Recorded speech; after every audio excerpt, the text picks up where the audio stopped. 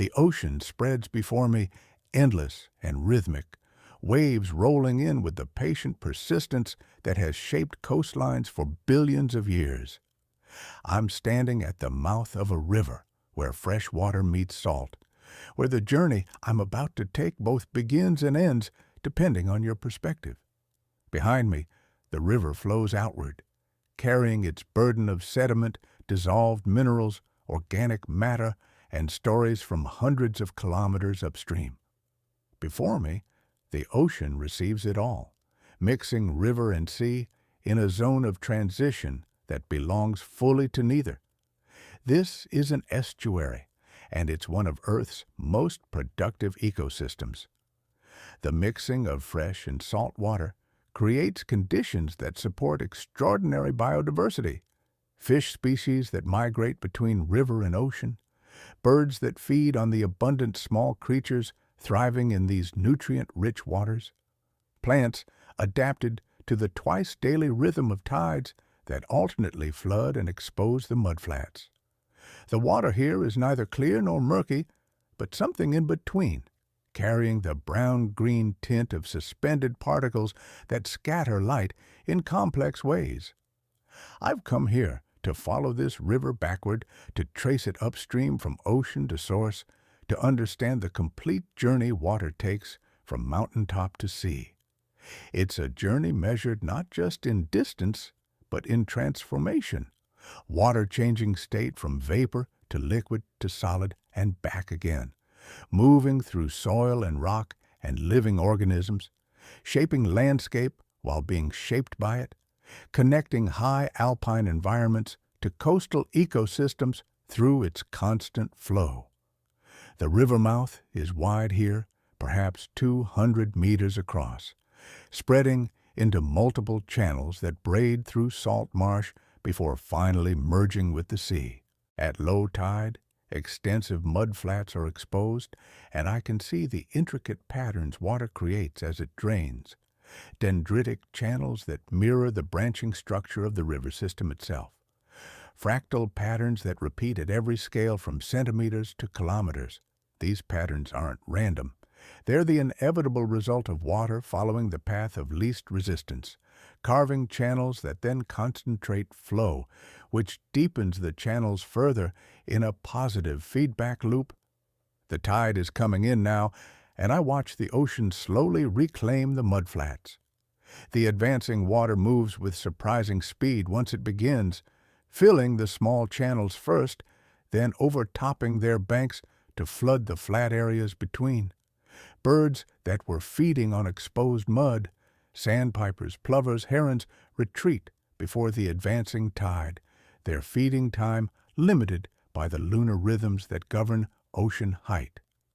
Tides themselves are a remarkable phenomenon, one of the most visible effects of gravitational forces acting across astronomical distances. The moon's gravity pulls on Earth's oceans, creating a bulge of water on the side facing the moon and, less intuitively, another bulge on the opposite side. As Earth rotates beneath these bulges, any given coastline experiences 2 high tides and 2 low tides each day. The sun also influences tides. When sun and moon align during new and full moons, their gravitational effects combine to create especially high spring tides. When they're at right angles during quarter moons, their effects partially cancel, creating lower neap tides. The river must fight against this tidal influence, maintaining its flow seaward even as the ocean periodically tries to push water back upstream. During high tide, the lower reaches of the river actually reverse direction, becoming temporarily salty, allowing marine fish species to venture inland and river species to retreat upstream. It's a dynamic boundary, shifting twice daily, creating a zone where neither river nor ocean dominates completely. I begin walking upstream along the riverbank, leaving the direct ocean influence behind. The river narrows almost immediately as I move inland, the braided channels consolidating into a single main flow. The water is moving noticeably now, no longer subject to tidal back and forth, committed to its journey seaward. The current is gentle here in the lowlands, the river having lost the urgency it possessed higher in its course, but it's persistent, never stopping, always moving. The banks are lined with vegetation that tells a story of water and salt tolerance. Closest to the estuary, I see salt-tolerant species, cord grass and pickleweed that can handle periodic saltwater flooding. But within a few hundred meters upstream, these give way to freshwater species, willows, cottonwoods, cattails, and rushes. The transition is gradual but definite, marking where tidal influence ends and the river becomes purely fresh. I notice something interesting about the water's color and clarity. It's changing as I move upstream. Near the ocean, it was more turbid, carrying suspended particles in higher concentration. Here, just a short distance inland, it's clearer, though still far from transparent. This clarification happens because the river's velocity has decreased as it widened, approaching the ocean, allowing heavier particles to settle out. The finest particles, clay and silt, remain suspended longest and travel furthest, some reaching the ocean to be deposited on the continental shelf, others settling in the estuary to build mud flats and salt marshes. Sediment transport is one of a river's fundamental functions. Rivers are the primary mechanism by which continents are eroded and their material returned to the ocean. Every river carries both dissolved minerals, ions of calcium, sodium, bicarbonate, sulfate, and many others, and solid particles ranging from clay, less than 0.04 millimeters, to silt, to sand, to gravel, to boulders, depending on the water's velocity. The faster water flows, the larger the particles it can transport. During floods, rivers can move material that would seem impossibly heavy, rolling boulders along the bed, completely rearranging channels. The dissolved mineral load is equally important, though less visible. These dissolved ions come from chemical weathering of rock, rain and river water, which is slightly acidic from dissolved carbon dioxide, slowly dissolving minerals as it percolates through soil and flows over bedrock. This dissolved material eventually reaches the ocean, where it has accumulated over billions of years to give seawater its characteristic saltiness. The ocean's chemistry is essentially a record of all the rivers that have ever flowed into it, concentrated by the evaporation of pure water and the precipitation of some minerals, but fundamentally reflecting the composition of continental rocks. As I continue upstream, the landscape begins to change subtly. The flat coastal plain gives way to gentle undulations, the first hints of topography that will become more pronounced as I follow the river toward its mountainous source. The river here meanders extensively, carving broad loops across the floodplain, a pattern that seems inefficient but is actually the natural equilibrium state for rivers flowing through low-gradient landscapes. Meandering happens because of the interaction between water flow and sediment transport. Even in a perfectly straight channel, small irregularities in the bed or banks cause water to flow slightly faster on one side than the other. The faster flow has more erosive power, cutting into the outer bank of any curve. Meanwhile, the slower flow on the inner bank deposits sediment. This process reinforces itself. The curve becomes more pronounced, which makes the flow differential stronger, which increases erosion on the outside and deposition on the inside. Over time, small irregularities become dramatic loops, and the river traces sinuous paths across its floodplain. These meanders aren't static. They migrate slowly downstream and outward, the curves becoming more exaggerated until eventually they loop back on themselves. When this happens during a flood, the river may cut through the narrow neck of land, taking a shorter path and abandoning the old loop, which becomes an oxbow lake, a crescent-shaped body of water no longer connected to the main channel.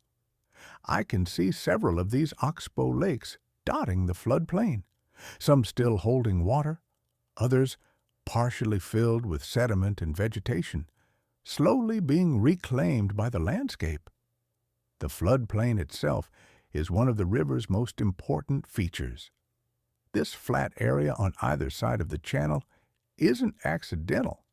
It's built by the river during floods. When water overtops the banks, it spreads across a wide area and its velocity drops dramatically. That velocity reduction causes sediment to settle out, building up the floodplain layer by layer, flood by flood. The finest particles are carried furthest from the channel before settling, while coarser material deposits closer to the channel, sometimes building natural levees, raised banks that make flooding less frequent but more dramatic when it does occur. I pause to examine the soil beneath my feet, digging down with a small trowel I've brought for this purpose. The profile reveals distinct layers: darker, organic, rich soil at the surface, beneath that a lighter layer of sandy sediment, then another dark layer, then more sand. Each layer represents a flood event. The dark layers forming during periods between floods when vegetation grew and organic matter accumulated, the light layers deposited when floodwater spread across this area carrying sediment. This stratification is a record of the river's history, readable if you know how to interpret it. River scientists, hydrologists, and fluvial geomorphologists can date these layers using various techniques. Radiocarbon dating of organic material provides absolute ages. Heavy metal concentrations might show pollution from industrial periods. Pollen analysis reveals what plants were growing during different periods, which indicates climate conditions.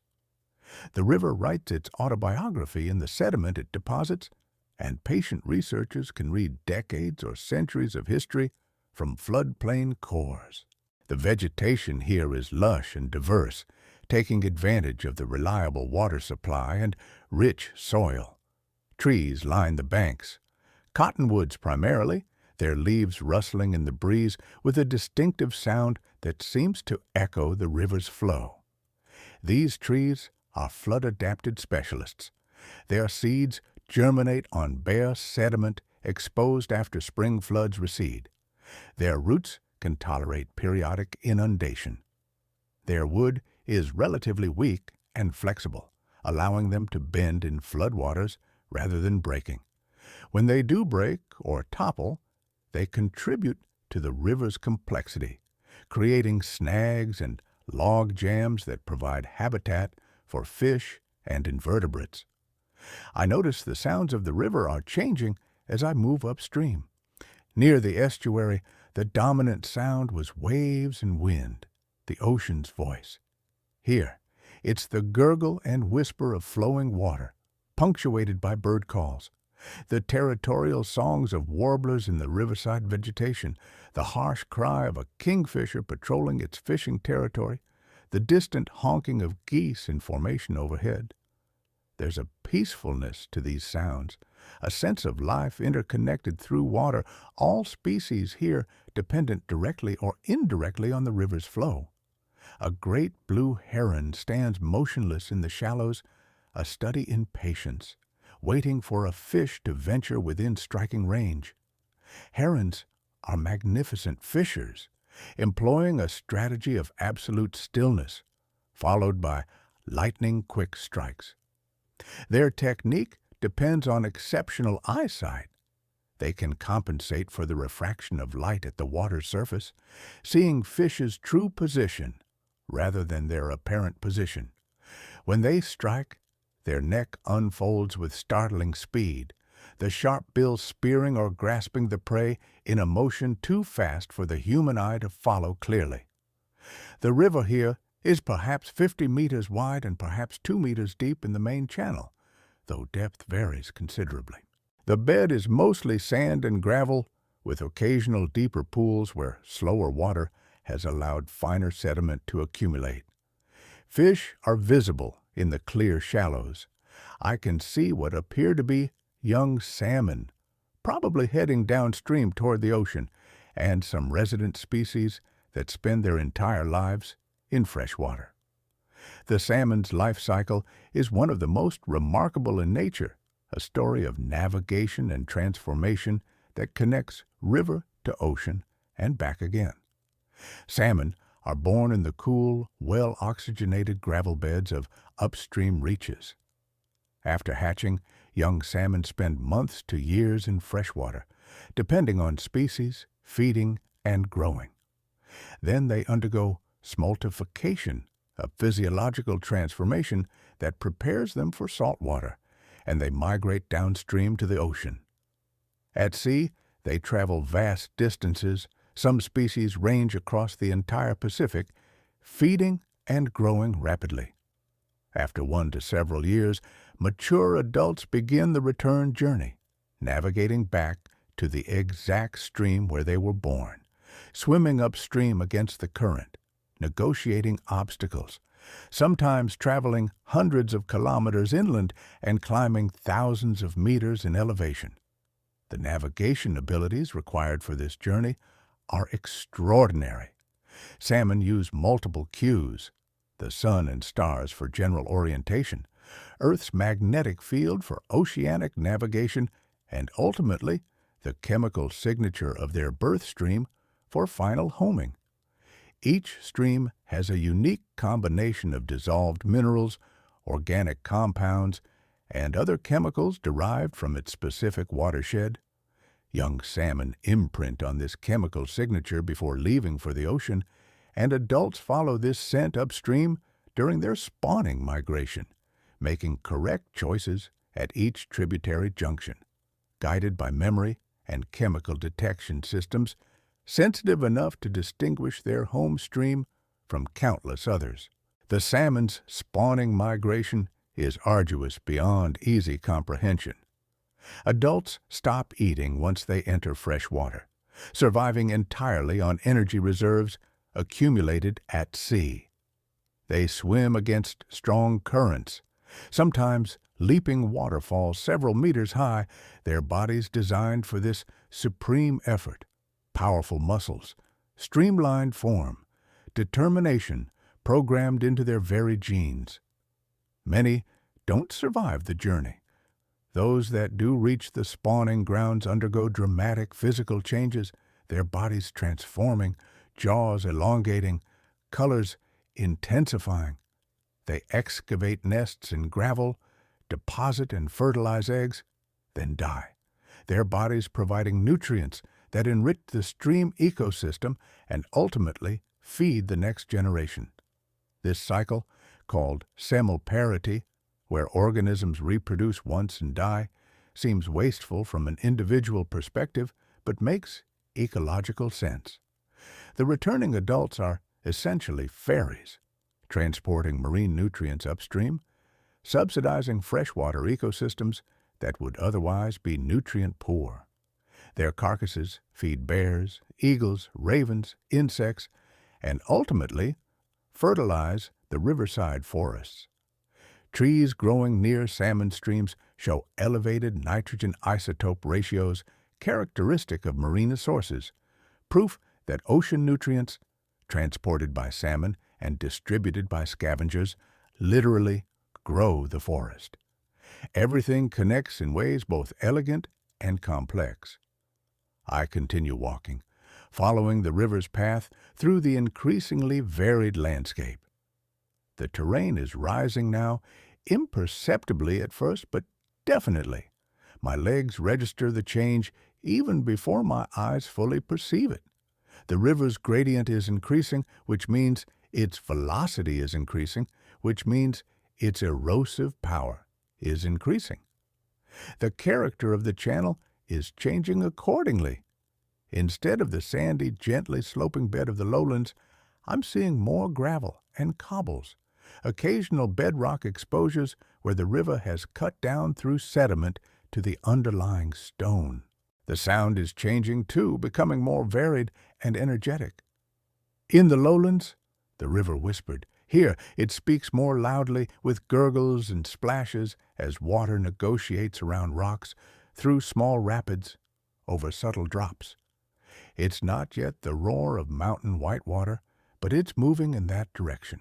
The voice of water accelerated by gravity, carrying more energy, doing more geological work. I come across a beautiful exposure in the riverbank where erosion has cut through several meters of sediment, revealing its structure. The layers here are more complex than those in the floodplain, alternating bands of gravel, sand, and silt. Some layers horizontal, others tilted or cross-bedded. These cross-beds are particularly interesting. They form when sand is deposited on the downstream side of underwater dunes that migrate slowly along the channel bed. The tilted layers record the direction of ancient flow, preserving a snapshot of how the river moved decades or centuries ago. By examining these sedimentary structures carefully, geologists can reconstruct not just the presence of ancient rivers, but their flow direction, velocity, depth, and seasonal variation. Some rocks that now form mountain peaks were deposited as river sediments hundreds of millions of years ago, then buried, compressed, uplifted by tectonic forces, and exposed by erosion. Even after such dramatic transformations, they still preserve evidence of the rivers that created them. Ancient crossbeds, ripple marks, channel shapes, sometimes even fossilized wood or leaves. Rock remembers water, even across vast stretches of geological time. The riverside vegetation is changing as elevation increases. The cottonwoods that dominated the lowlands are giving way to a mixture of species. Alders with their nitrogen-fixing root nodules, big leaf maples with leaves that can span half a meter across, Douglas firs beginning to appear on the slopes above the immediate floodplain. This shift reflects changing conditions, cooler temperatures at higher elevation, different moisture regimes, different soil types. Each species occupies a niche defined by multiple environmental factors, and the changing plant communities map those factors across the landscape. I notice something else changing: the water temperature. I dip my hand in and feel the difference immediately. In the lowlands, the river was relatively warm, having absorbed solar heat as it flowed through open landscape. Here, shaded by forest and fed by cooler tributaries from higher elevation, it's noticeably colder. This temperature gradient is ecologically crucial. Salmon eggs require cold water, above about 15 degrees Celsius. Survival drops dramatically. Many fish species have specific temperature preferences or tolerances, so the river's thermal structure determines which species can live where.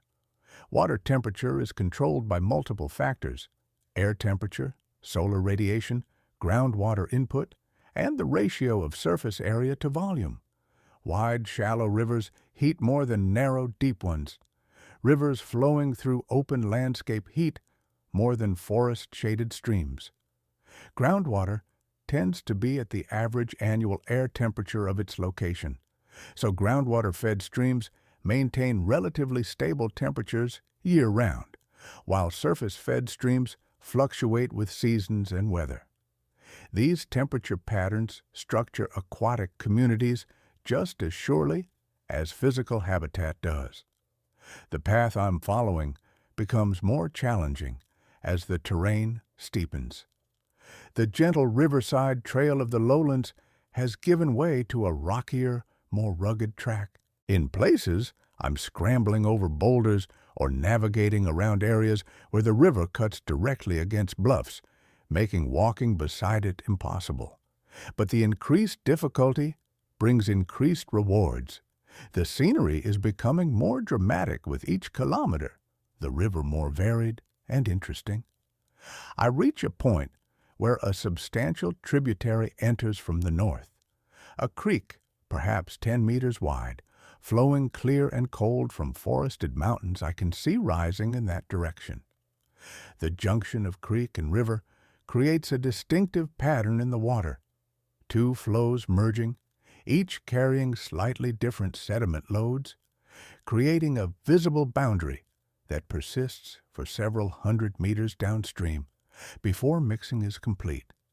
The tributary is noticeably clearer than the main river, suggesting its watershed has different characteristics, perhaps more forested, with less erosion, or maybe different underlying geology producing less sediment. Tributaries like this are vital to understanding river systems. Every river is really a network, a branching collection of channels that gather water from across a watershed. The pattern is dendritic, tree-like, because water on every hill slope flows downward to the nearest channel, which flows to a larger channel, which flows to a larger still, creating a hierarchical network that efficiently drains the landscape. The entire watershed functions as a single hydrological unit, with rain falling anywhere within it eventually contributing to flow at the outlet. The watershed, also called a drainage basin or catchment, is defined by topography. Imagine placing a drop of water anywhere within the area and asking which way it would flow. If it flows toward this river, that location is within this watershed. If it flows toward a different river, it's in a different watershed. The boundary between watersheds is called a divide, and it follows the ridgeline of high ground. Continental divides are the grandest examples, lines separating water that flows to different oceans. But the same principle applies at every scale, from continental divides down to the tiny ridges that separate water flowing to different rills on a single hillside. The watershed concept is crucial for understanding water quality, flood behavior, and ecosystem health. Everything that happens anywhere in the watershed potentially affects the river. Pollution released upstream travels downstream. Forests cleared on hillsides increase erosion and sediment delivery. Wetlands drained reduce the landscape's capacity to absorb and slowly release water. Rivers integrate the cumulative effects of all activities across their watersheds, making them sensitive indicators of land use and environmental change. I pause where the tributary enters, studying how the two waters mix. The boundary between them is visible as a subtle color difference and a texture change in the water surface. Turbulent eddies gradually pull water from each stream into the other, mixing them through mechanical stirring. But complete mixing takes time and distance. The water molecules that started in the tributary may not be thoroughly mixed with main river molecules for several kilometers downstream. This incomplete mixing creates habitat diversity, zones where temperature, chemistry, and sediment load vary, providing different conditions for different organisms. Sitting on a large boulder at the confluence, I take a moment to simply observe and listen. The sound here is layered. The deeper voice of the main river, the higher tones of the tributary, the complex harmonics created by water flowing over and around rocks of different sizes. Moving water creates sound through several mechanisms. Cavitation as bubbles form and collapse, turbulence as flow becomes chaotic, the percussion of water striking rocks or other water. The specific sounds depend on velocity, depth, bed material, and channel configuration, so each river section has its own acoustic signature. Birds are particularly active near this tributary junction.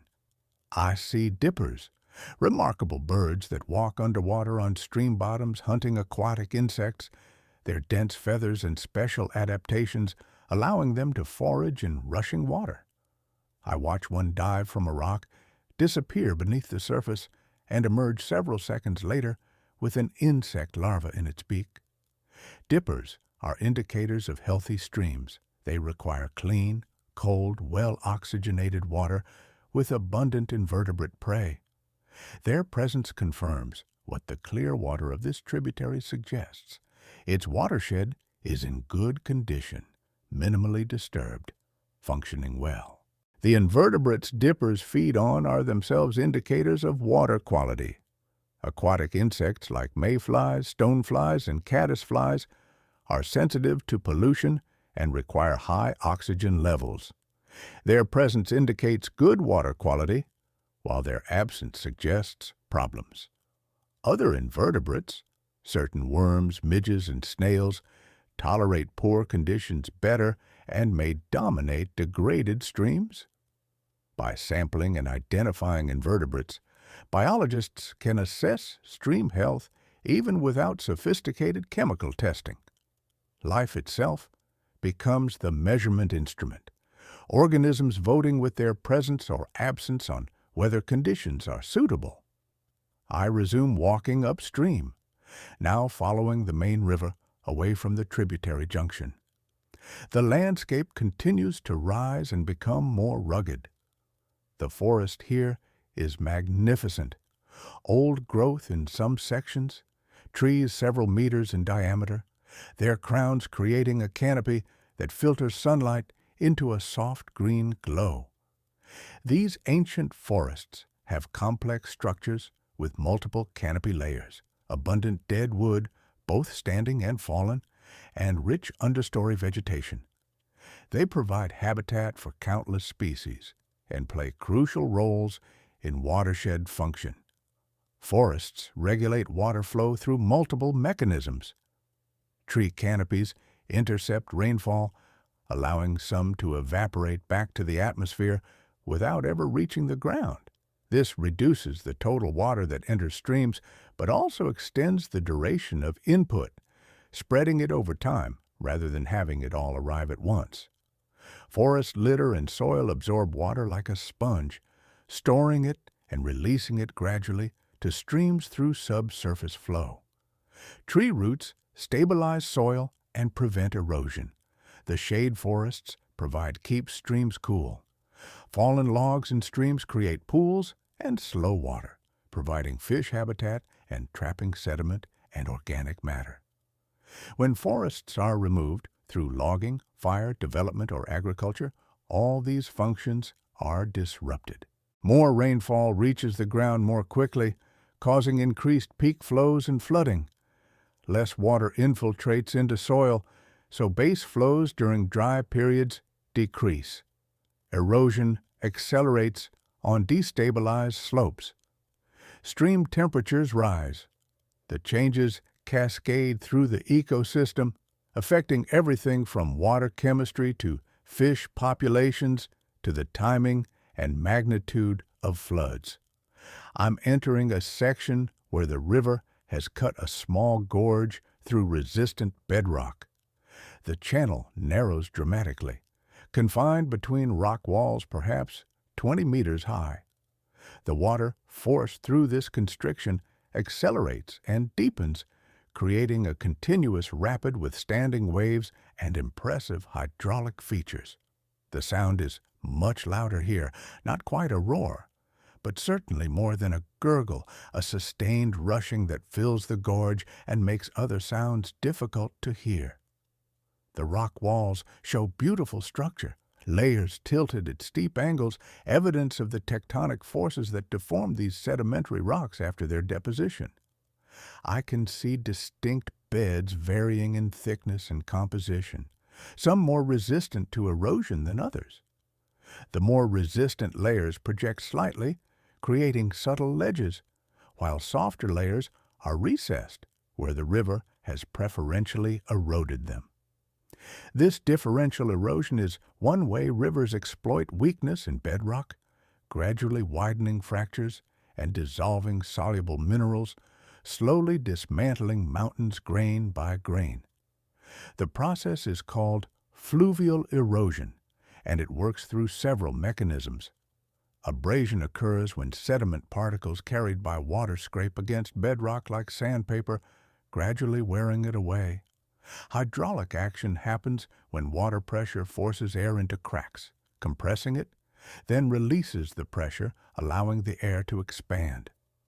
This repeated compression and expansion gradually widens cracks and breaks off fragments. Solution involves chemical weathering, where slightly acidic river water slowly dissolves certain minerals, particularly carbonates like limestone. The rate of erosion depends on many factors: rock type and structure, water velocity and sediment load, the size and hardness of particles being transported, and time. Soft rocks like shale erode relatively quickly. Hard rocks like granite or quartzite resist erosion much better, but given enough time, millions of years, rivers can cut through even the hardest rocks. The Grand Canyon, carved by the Colorado River through some of the hardest rock formations in North America, required about 6 million years to reach its current depth of over 800 meters. That's slow by human standards, but remarkably rapid geologically. Navigating around the gorge section requires me to climb up and away from the river, following a steep trail that switchbacks through the forest on the canyon's rim. From this elevated perspective, I can see the river's course more clearly, how it follows zones of weakness in the bedrock, how it has carved this narrow passage through the resistant layer, how it will widen again downstream where it encounters softer rock. The landscape is a record of ongoing negotiation between flowing water and geological structure, each influencing the other over timescales that dwarf human experience. As I gain elevation, the vegetation shifts again. The massive old-growth Douglas firs of the lower slopes give way to a mixture of species, including western hemlocks, western red cedars, and occasional Pacific silver firs. The understory here is lush with ferns, salal, Oregon grape, and mosses covering every surface, logs, rocks, even living tree trunks. This is temperate rainforest, one of Earth's most productive ecosystems, sustained by abundant rainfall and moderate temperatures. The moisture here is palpable even on this relatively dry day. The air feels soft, humid, laden with the scent of soil and vegetation and flowing water. Moisture drips from leaves in a perpetual gentle rain even hours after the last actual rainfall. This constant dampness supports the incredible diversity of mosses, liverworts, and lichens, bryophytes, and similar organisms that lack the water-conducting tissues of vascular plants and therefore require consistently moist conditions. These moisture-loving organisms play crucial ecological roles despite their small size. Mosses absorb and hold water like sponges, releasing it slowly, helping to regulate stream flow and prevent erosion. Nitrogen-fixing lichens convert atmospheric nitrogen into forms usable by plants, essentially fertilizing the forest. Mosses and liverworts provide habitat for countless invertebrates, which in turn feed larger animals. The forest floor here is more alive than it appears, teeming with springtails, mites, millipedes, beetles, spiders, salamanders, shrews, and countless microorganisms all interconnected in complex food webs. The trail descends back toward the river beyond the gorge, and I rejoin the water where it flows more gently again, having passed through the bedrock constriction. Here the valley widens slightly, allowing the river to spread and slow. A broad gravel bar extends from one bank, deposited during high flows and now exposed during this period of lower water. The gravel is sorted by size, largest particles upstream where water velocity was highest, gradually fining downstream as velocity decreased and the river's capacity to transport large particles diminished. I walk out onto the gravel bar, my boots crunching on the rounded stones. Each piece tells a story. Its composition reveals the bedrock it came from, somewhere upstream. Its degree of rounding indicates how far it has traveled and how much tumbling it has endured. Its size tells about the water velocity required to transport it to this location. Gravel bars like this are temporary features, rearranged or removed entirely during floods, then rebuilt during subsequent high-flow events. They're dynamic, constantly changing, yet the basic pattern persists. Gravel bars form on the inside of meander bends and downstream of obstructions where velocity decreases. I pick up a particularly interesting stone, a piece of granite worn smooth and round by its journey downstream. Granite forms deep underground when magma cools slowly, giving mineral crystals time to grow large enough to see with the naked eye. The presence of granite here means that somewhere upstream, the river is cutting through granite bedrock or through sediments derived from granite, and erosion is liberating pieces that travel downstream, gradually getting smaller and rounder as they collide with other rocks and the channel bed. The journey of a single stone can span centuries. A granite fragment broken from bedrock by freeze-thaw weathering might sit on a hill slope for decades before a landslide or erosion event delivers it to a stream. In the stream, it moves episodically. During floods, it may travel kilometers, tumbling along the bed, but during normal flows, it sits motionless on the channel bottom. Over many floods spanning many years, it gradually works its way downstream, getting smaller and rounder, eventually becoming a grain of sand, then silt, finally clay-sized particles that remain suspended in water and can be carried to the ocean. Geologists call this process comminution, the progressive fragmentation of rock into smaller pieces. It's driven by mechanical abrasion, but also by weathering. Each time a rock is exposed to air and water during low flows, chemical weathering attacks its surface, weakening mineral bonds. Freeze-thaw cycles, if present, force cracks to widen. Even modest impacts can then chip off fragments that would have remained intact if the rock were fresh. Over time, stones that began as large boulders become gravel, then sand, then silt, disappearing into the water column as individual mineral grains. The afternoon sun is lower now, casting long shadows across the gravel bar and painting the water with golden light. The river's surface becomes a mirror in the slower sections, reflecting sky and forest and clouds in shimmering, slightly distorted images. In the faster sections, the surface is textured with ripples and small waves, each one refracting light differently, creating a constantly changing pattern that's mesmerizing to watch. I notice insects dancing above the water's surface, mayflies and caddisflies, probably newly emerged adults engaged in mating swarms.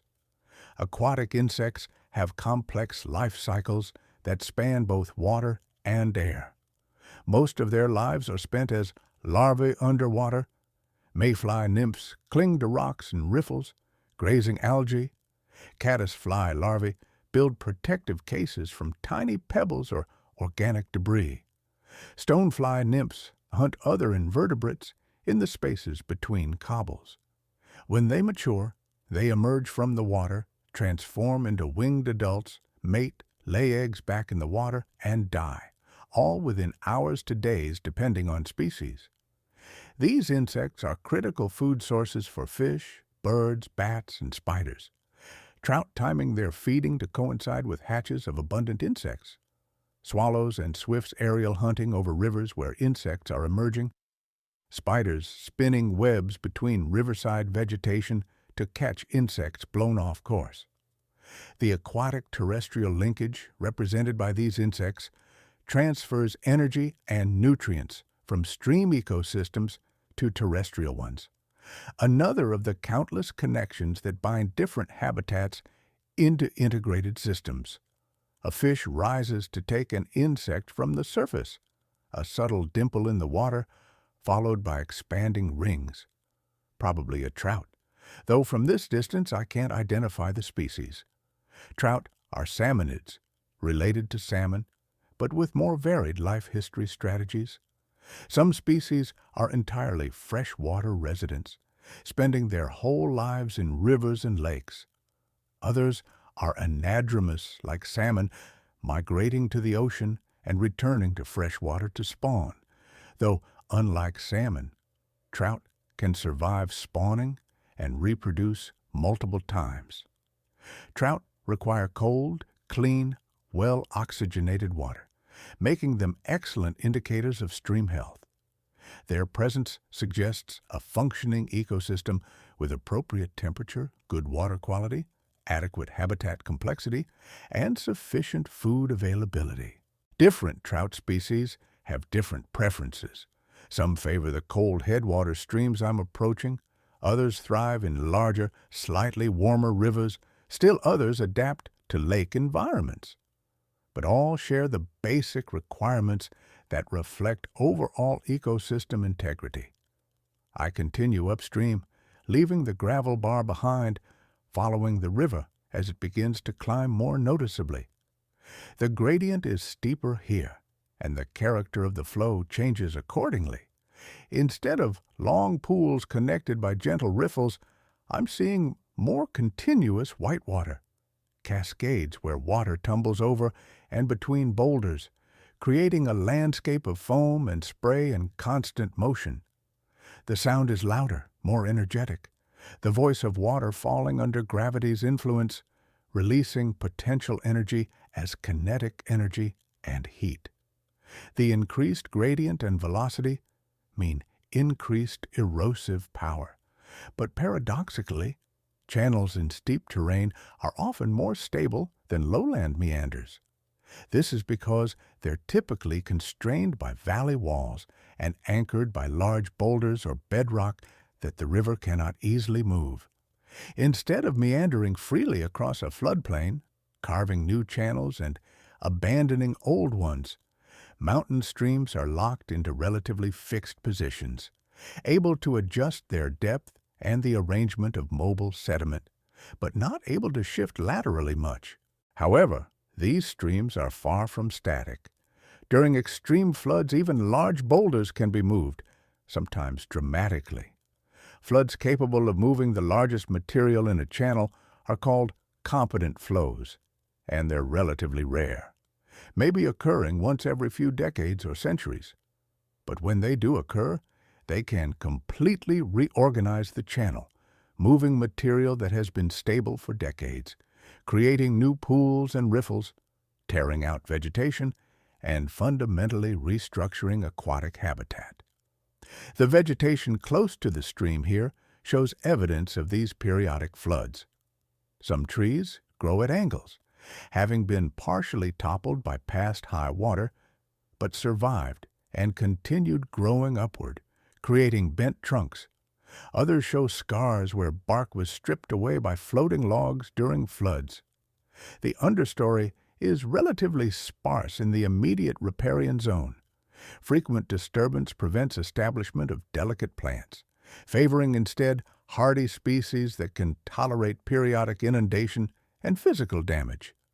I notice the water temperature continuing to drop as I gain elevation.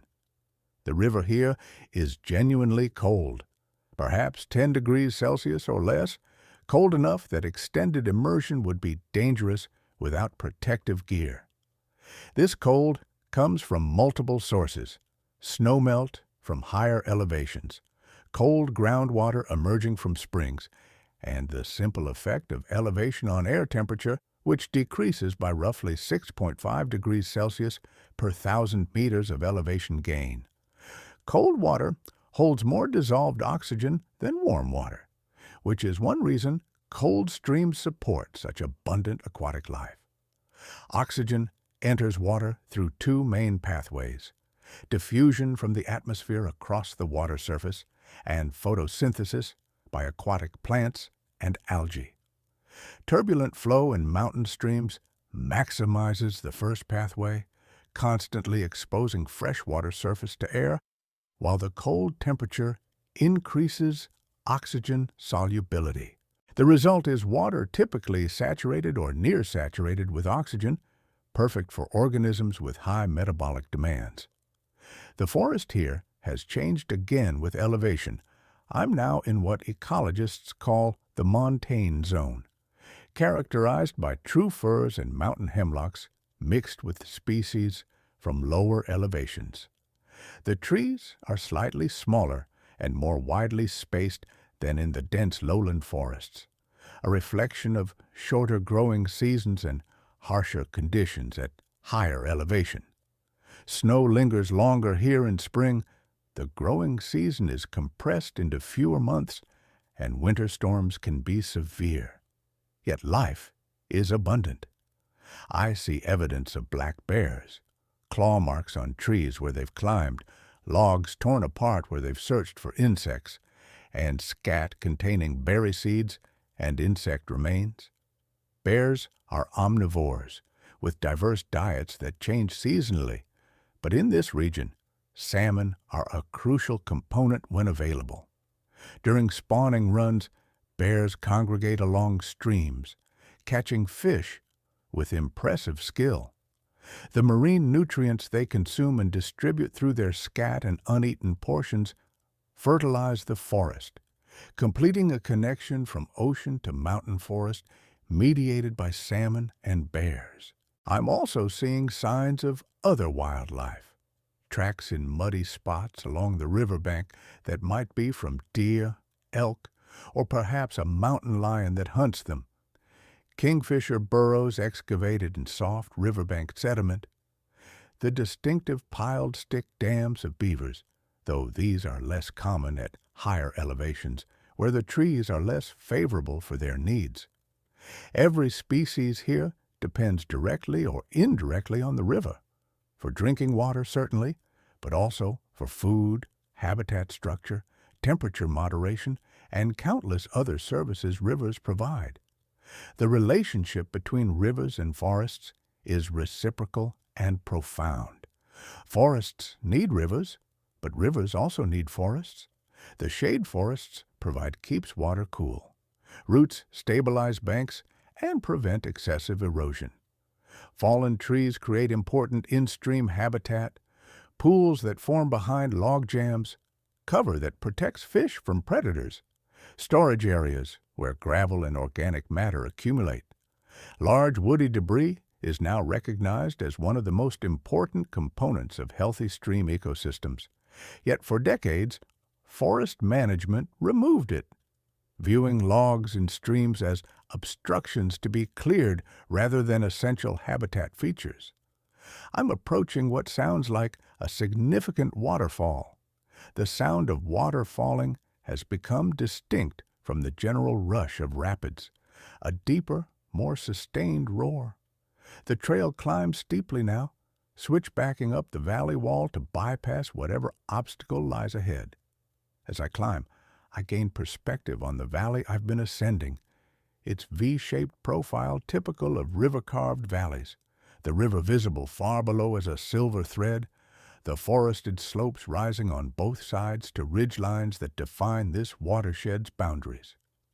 From this vantage point, the dendritic pattern of the drainage network is visible, smaller tributaries joining from side valleys, each one draining its own sub-watershed, all of them ultimately contributing to the main river's flow. Some tributaries are substantial streams in their own right, visible even from this distance. Others are too small to see but are certainly present. First-order streams, the tiny channels where water first concentrates into defined flows, the beginning points of the river network. Stream order is a concept hydrologists use to classify river networks. First-order streams are the smallest, headwater channels with no tributaries.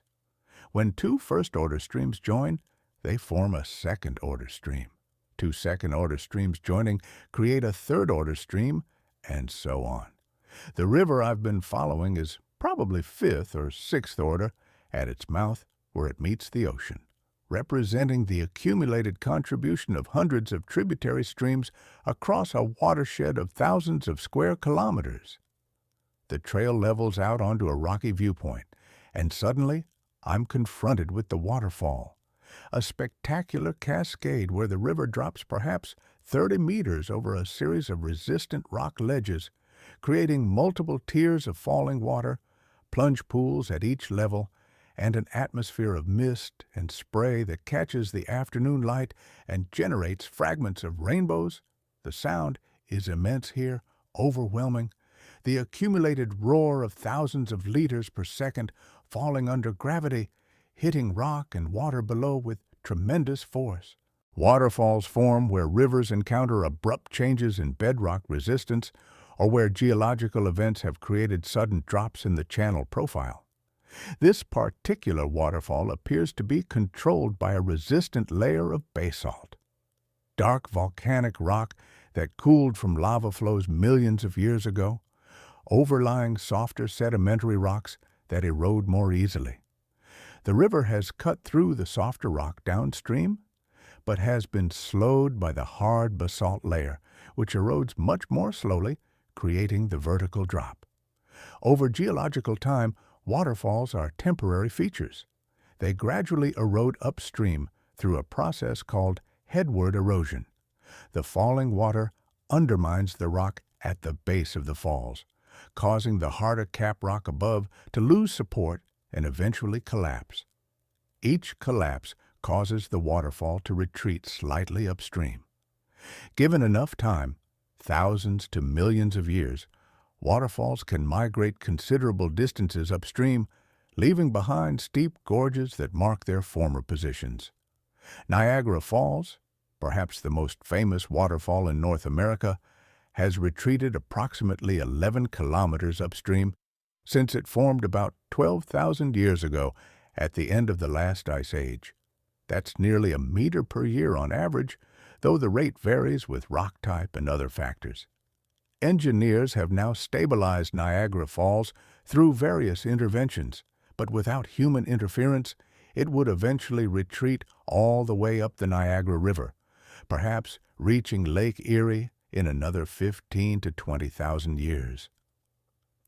I watched the waterfall for a long time, mesmerized by the patterns of falling water, the way it breaks into droplets and spray, the hydraulics of the plunge pools where water hits with enormous force before surging outward and downstream. The mist creates a localized climate, cooler, more humid than the surrounding forest, supporting specialized plant communities that thrive in this perpetually damp environment.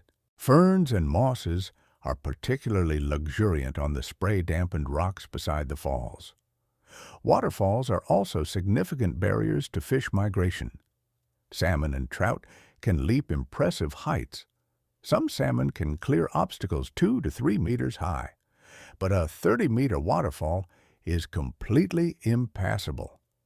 This means that fish populations above and below the falls are effectively isolated from each other, unable to interbreed, potentially diverging genetically over time. In some cases, this has led to the evolution of distinct populations or even new species, as isolated groups adapt to their specific environments and accumulate genetic differences. The barrier effect of waterfalls and other natural obstacles is important context for understanding fish passage issues related to human-built dams. When we construct dams without fish ladders or other passage facilities, we're creating artificial barriers with effects similar to waterfalls, isolating populations, blocking access to spawning habitat, disrupting the life cycles of migratory species. The difference is that natural barriers like waterfalls have existed for thousands of years, and fish populations have adapted to them, with species that can't pass the falls simply not occurring above them. Artificial barriers appear suddenly in evolutionary time, blocking fish that historically had access to upstream habitat. The trail continues upward beyond the waterfall, following a steep, rocky path that requires careful attention to footing. The river above the falls is noticeably different, smaller for one thing, because several tributaries that fed the river below enter downstream of the falls. The gradient is also steep, with the water rushing down through a landscape of massive boulders, some the size of vehicles, creating a chaos of white water and spray. This is the upper reaches of the river valley, where the transition from river to mountain stream becomes complete. The channel here is more accurately described as a series of cascades and small plunge pools than a conventional river. During spring snowmelt, the flow must be tremendous, capable of moving even the largest boulders. But now, in this drier season, the water picks its way through the rock jumble, finding paths of least resistance, creating an ever-changing network of channels around and between obstacles. The boulder field itself tells a story. These rocks are too large to have been transported by even the most extreme flood flows the river could generate. Instead, they likely came from rock falls or landslides on the steep valley walls, tumbling down into the channel where they now form semi-permanent obstacles around which the river must flow. Over millennia, the river will break these boulders down through freeze-thaw cycles, chemical weathering, and the abrasive action of smaller rocks bouncing against them during floods. But the process is slow, and new rock falls continually add fresh material. The vegetation at this elevation is noticeably different from lower zones.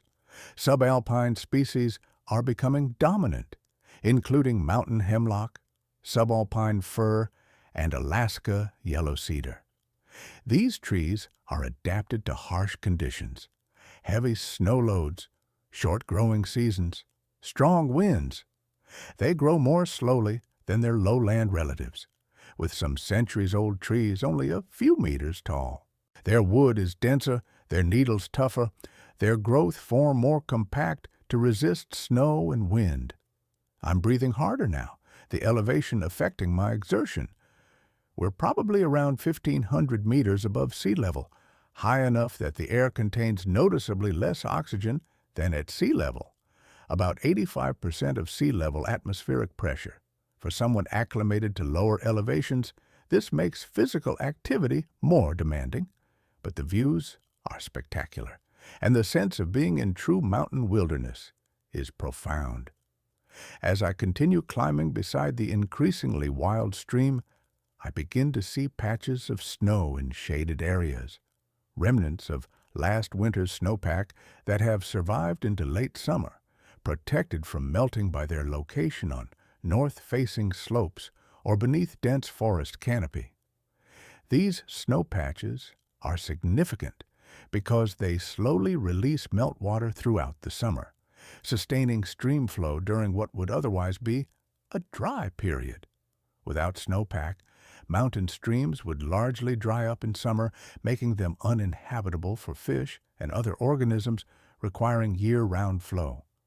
Snowpack is essentially frozen water storage, accumulating during winter when precipitation exceeds melting, then releasing gradually during spring and summer when melting exceeds precipitation. In mountain watersheds, snowpack can store months' worth of precipitation, functioning as a natural reservoir that releases water slowly over an extended period. This storage and delayed release is crucial for water supply in many regions. Cities and farms far downstream depend on snowmelt that occurs months after the precipitation fell. Climate change is dramatically affecting snowpack patterns in mountain regions worldwide. Warmer temperatures mean more winter precipitation falls as rain rather than snow, reducing accumulation. Spring arrives earlier, triggering melt before summer's peak water demand. Glaciers that once provided additional summer meltwater are retreating or disappearing entirely. These changes cascade through entire water systems, affecting flood timing, summer low flows, water supply reliability, ecosystem health, and even power generation at hydroelectric facilities that depend on consistent flow. I'm seeing evidence of these changes even here. Local researchers have told me that snow surveys show declining snowpack depth and earlier melt compared to records from just a few decades ago. The tree line, the elevation above which conditions are too harsh for trees, is creeping upward as temperatures warm, with young trees establishing at elevations where their ancestors couldn't survive. These shifts happen gradually, almost imperceptibly year to year, but over decades, the cumulative change becomes undeniable. The stream is truly small now, perhaps 3 meters wide, shallow enough that I could easily wade across anywhere. Yet it still flows with urgency, tumbling down the mountain's steep face, seeking always the lowest path, following gravity's inexorable pull toward the sea. The water is crystal clear, so transparent I can see every pebble on the bottom, every flash of sunlight refracting through the rippled surface, every tiny fish darting for cover as my shadow passes over. These small fish are juvenile trout, probably cutthroat or rainbow trout, born in the gravel beds of this stream or its tributaries. They'll spend 1 to 3 years here, feeding on aquatic insects, growing, learning to read the currents, and find the most productive feeding stations. Some will migrate downstream to larger rivers or even to the ocean, depending on their genetic programming and environmental conditions. Others will remain in headwater streams their entire lives, becoming resident populations adapted to these specific conditions. The diversity of life strategies within salmonid species is remarkable. The same species might include individuals that migrate to the ocean and grow very large, others that move to large rivers but remain in fresh water, and still others that complete their entire life cycle in small mountain streams. These different strategies, called life history diversity, provide resilience. If ocean conditions turn unfavorable, residents can sustain the population. If streams become degraded, ocean migrants might recolonize them when conditions improve. Maintaining this diversity is crucial for long-term population persistence. I'm entering the subalpine zone now, where the forest opens up considerably. Trees grow in clusters separated by meadows brilliant with wildflowers, lupines and purple spikes, red paintbrush, yellow cinquefoil, white bistort. The growing season here is compressed into just a few months, and plants must complete their entire reproductive cycle, flowering, pollination, seed production, in that brief window. The result is an intense, concentrated burst of growth and color that contrasts sharply with the slow pace of life during the long winter. The stream meanders through one of these meadows, and I pause to appreciate the scene. The ribbon of water reflecting blue sky, the surrounding carpet of flowers, the dark green islands of subalpine firs, and beyond everything, the jagged peaks of the high mountains still patched with snow even in late summer. This is the landscape that appears on postcards and calendars, the idealized mountain scene that draws people to high country. But it's also a fragile landscape, sensitive to disturbance. The soil here is thin, built slowly over millennia as lichens and plants gradually break down rock and accumulate organic matter. One careless shortcut across a meadow can damage vegetation and expose soil that took thousands of years to form. Erosion then accelerates, creating gullies that concentrate runoff, change drainage patterns, and degrade habitat. This is why established trails are so important in popular wilderness areas. They concentrate human impact to narrow corridors, allowing the rest of the landscape to remain relatively undisturbed. The stream is forking now, splitting into multiple channels that braid across the meadow.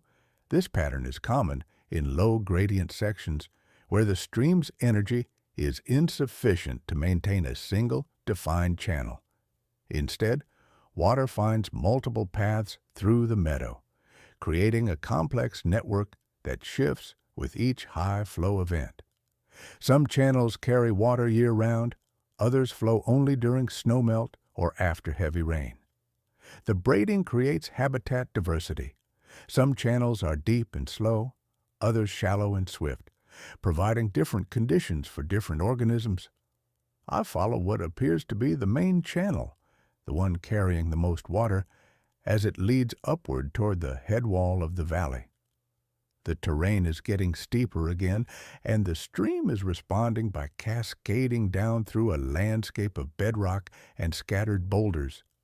We're approaching tree line now. The trees are becoming smaller and more scattered, their growth forms more stunted and windblown, many growing in Krumholtz patterns where only the branches protected by winter snow survive, creating low, mat-like forms.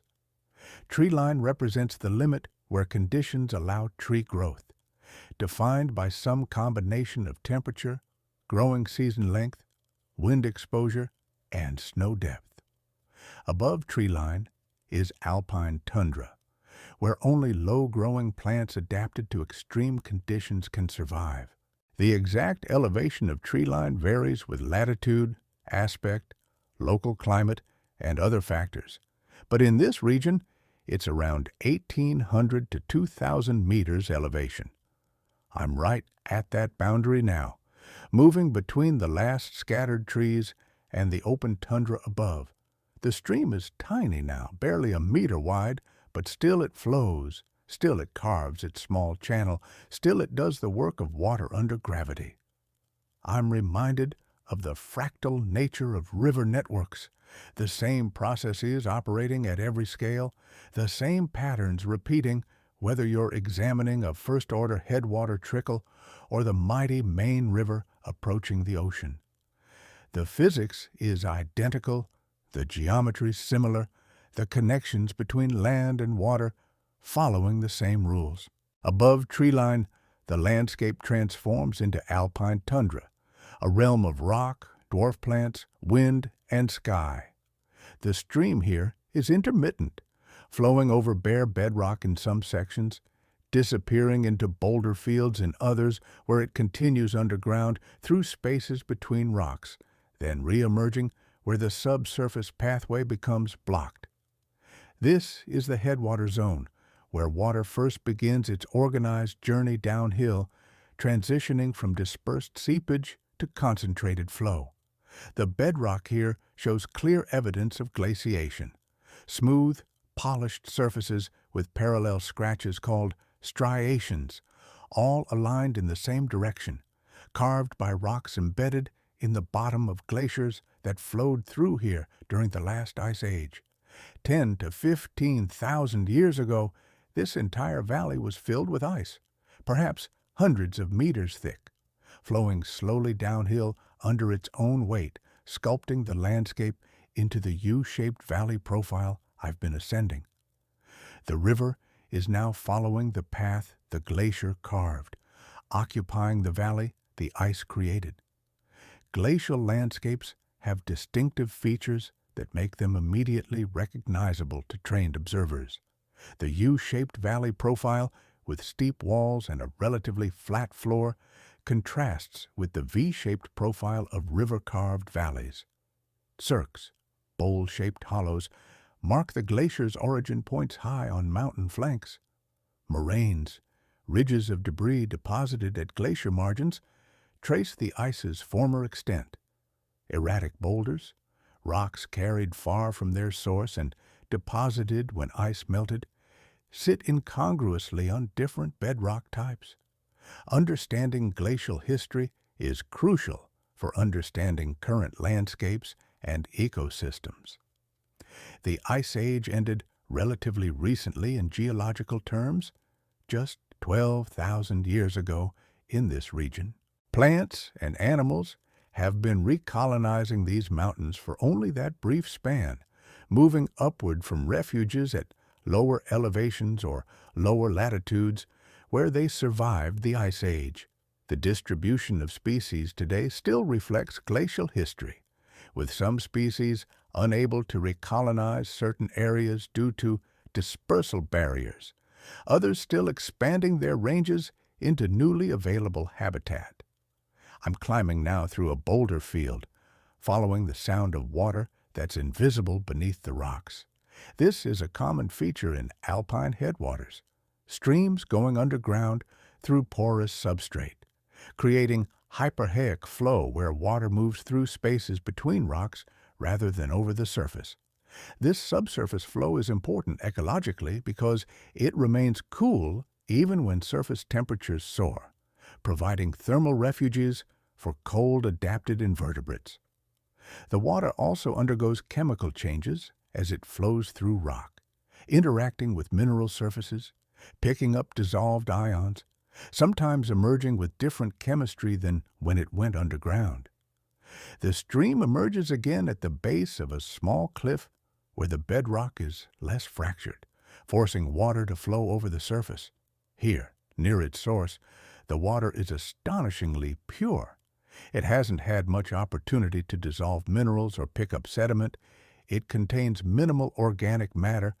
It's essentially melted snow or rainwater, with only slight chemical modification from brief contact with rock and soil.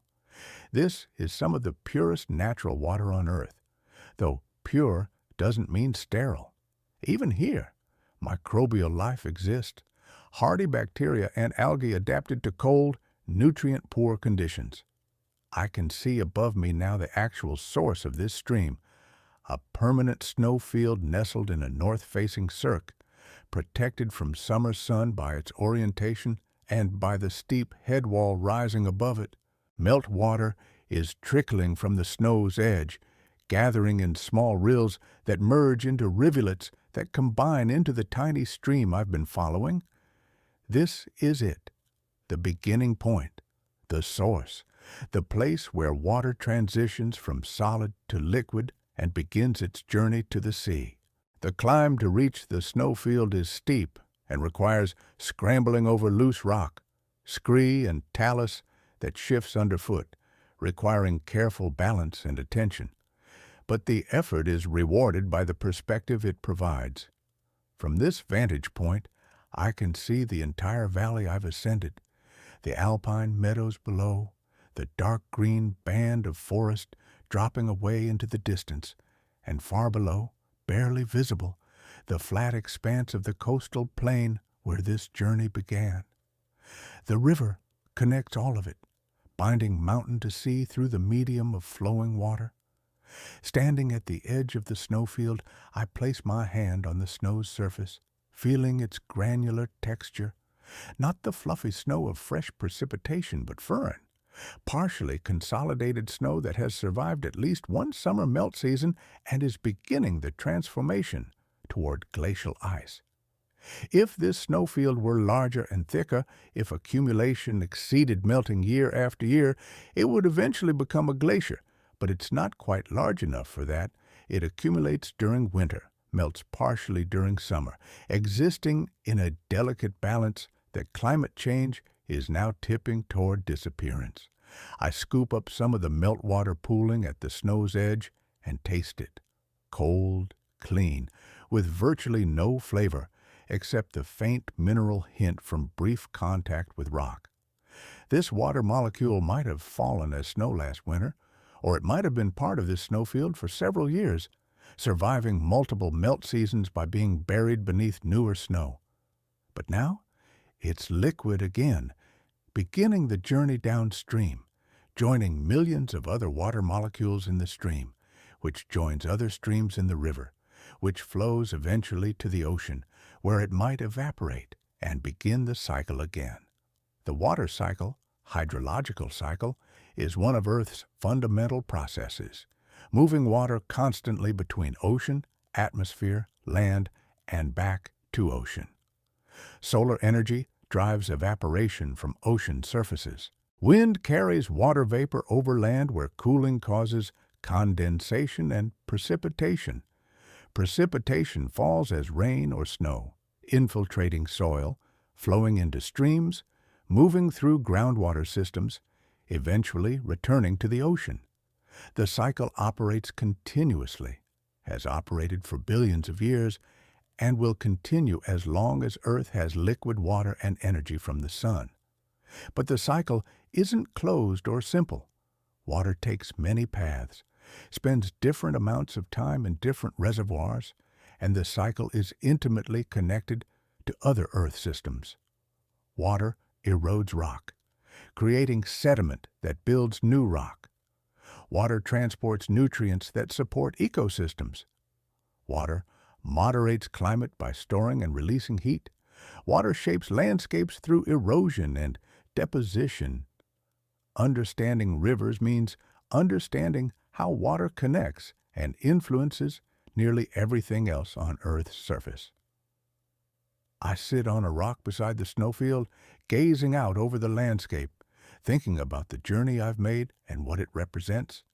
Following this river from mouth to source has been a journey through ecosystems, from estuarine wetlands to lowland forests, to montane valleys, to alpine tundra.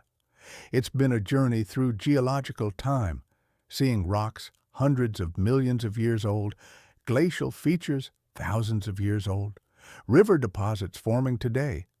It's been a journey through scales, from the continental watershed down to individual water molecules. Most of all, it's been a journey through connections, understanding how everything in a watershed relates to everything else, how actions at one location affect conditions far downstream, how water binds together distant places and disparate processes into integrated systems. The salmon that spawn in these headwaters will carry nutrients to the ocean. The nutrients their bodies provide when they die will feed forests far below. The forests will stabilize slopes and regulate water flow, protecting water quality in these streams. The streams will support the next generation of salmon. Everything connects in loops and cycles that have no clear beginning or end. Sitting here in the thin, cold air of the alpine zone, I feel a deep sense of peace settling over me. The journey has been long. I've walked perhaps 30 kilometers and climbed nearly 2,000 vertical meters over the course of 2 days. My legs are tired, my lungs work harder in the thin air, but my mind feels clear and settled in a way that only comes from sustained physical effort in beautiful places. The late afternoon light is taking on the golden quality that comes before sunset, illuminating the landscape with warm tones that contrast with the cool blues of shadows and distant peaks. A marmot whistles from somewhere among the boulders, its sharp alarm call echoing off the rock walls. These robust rodents are one of the few mammals that thrive in the alpine zone, surviving harsh winters in deep hibernation, then emerging in spring to feed intensively on alpine vegetation during the brief growing season. The wind picks up slightly, carrying the clean scent of snow and rock and the faint herbal aroma of alpine plants. It's a wind that has traveled over peaks and glaciers, unobstructed by trees or buildings, raw and elemental. The sound it makes is different from wind through forests. Less rustling of leaves, more a steady flowing sound like the river itself, as if air and water are both fluids following similar rules, both shaped by the landscape they flow through. I think about the indigenous peoples who lived in this region for thousands of years before European contact, how they understood these mountains and rivers in ways both similar to and different from modern scientific understanding. They knew the salmon runs intimately, knew which streams produced which species, knew the timing of migrations and the best fishing locations. They understood that mountains provided water, that forests depended on rivers, that everything was interconnected. Their knowledge was practical and spiritual simultaneously, not separated into different domains the way Western thinking often separates science from values. Many indigenous names for rivers translate to things like big water or salmon stream or swift current, descriptive names that encode ecological knowledge. The names tell you something important about the place, carry information forward through generations. Modern naming often honors people, explorers, politicians, landowners, which is a very different approach, one that centers human history rather than natural features or functions. Both naming systems are valid, but they reflect different relationships with landscape, different ways of knowing and valuing place. The meltwater at my feet will reach the ocean in perhaps a week, depending on flow rates and how much time it spends in slower sections or temporary storage in pools and groundwater. It will travel the route I've just walked in reverse, experiencing the landscape's full gradient, all its variations in velocity and temperature and chemistry. Some molecules will be absorbed by plant roots and incorporated into vegetation. Others will evaporate back to the atmosphere. Most will complete the journey to salt water, mixing with the vast ocean, becoming indistinguishable from the water that has cycled through Earth's systems for billions of years. I'm reluctant to leave this place, but the sun is descending toward the western peaks, and I need to begin the long descent before darkness falls. I take one last look around, trying to memorize the scene. The snowfield gleaming in the low-angle light, the rocky cirque rising above, the tiny stream beginning its journey, the vast view stretching to distant horizons. This is a place few people ever see, a landscape that will continue its slow evolution, whether witnessed or not, following processes that operated long before humans existed and will continue long after we're gone. Starting down, retracing my route, the descent is easier physically but requires mental attention. Tired legs on steep terrain demand careful foot placement. But there's a satisfaction in the downward journey too, a sense of completion, of having reached a goal and now returning with new understanding. The river accompanies me now as companion rather than guide, its voice familiar after 2 days of listening, its patterns now recognizable and meaningful where they were once just scenery. As elevation drops, I pass back through the zones I climbed through, alpine to subalpine, subalpine to montane, montane to lowland. Each transition is gradual but definite, marked by changing vegetation, changing bird songs, changing character of the river itself. The intimate headwater stream becomes a rushing mountain creek, then a substantial river, then finally a lowland flow approaching the sea. Each section has its own beauty, its own ecology, its own geological story. By the time I reach the coastal plain, evening is settling in, the sky taking on the deep blue of twilight, stars beginning to appear. The ocean is audible before it's visible, the constant background roar of waves that never stops, day or night, year after year. When I finally reach the estuary where I began, the tide is high, and the river's current meets the ocean's waves in a zone of mixing where the two water bodies negotiate their merger. I stand at the water's edge where I stood 2 days ago, but everything feels different now. I understand this river in ways I didn't before, not just intellectually, but in my body, having walked its length, having seen its source and followed its course. The water flowing past me now came from that snowfield I visited hours ago, carrying stories of mountains and forests, carrying dissolved minerals and suspended sediment, carrying energy from elevation to sea level, carrying life in the form of salmon, returning to spawn, and young salmon beginning their ocean journey. Rivers teach patience. They work slowly, persistently, never stopping, gradually accomplishing what seems impossible. They teach connection, showing how distant places and apparently separate processes are linked through flowing water. They teach cycles, demonstrating how water moves endlessly through different states and locations, always changing, yet always remaining essentially water. They teach humility, reminding us that these systems operated long before we arrived and will continue long after we're gone, that we're participants in natural systems, not controllers of them. As full darkness settles and stars multiply overhead, I feel a profound gratitude for this journey, for the privilege of following water from ocean to source and back, for the physical ability to make such a journey, for the landscape that makes it possible, and for the water itself that connects everything into one integrated, flowing, constantly changing yet remarkably stable system. The river will be here tomorrow, doing what rivers do, and knowing I've walked its length, I'll never see any river quite the same way again. The ocean waves continue their eternal rhythm.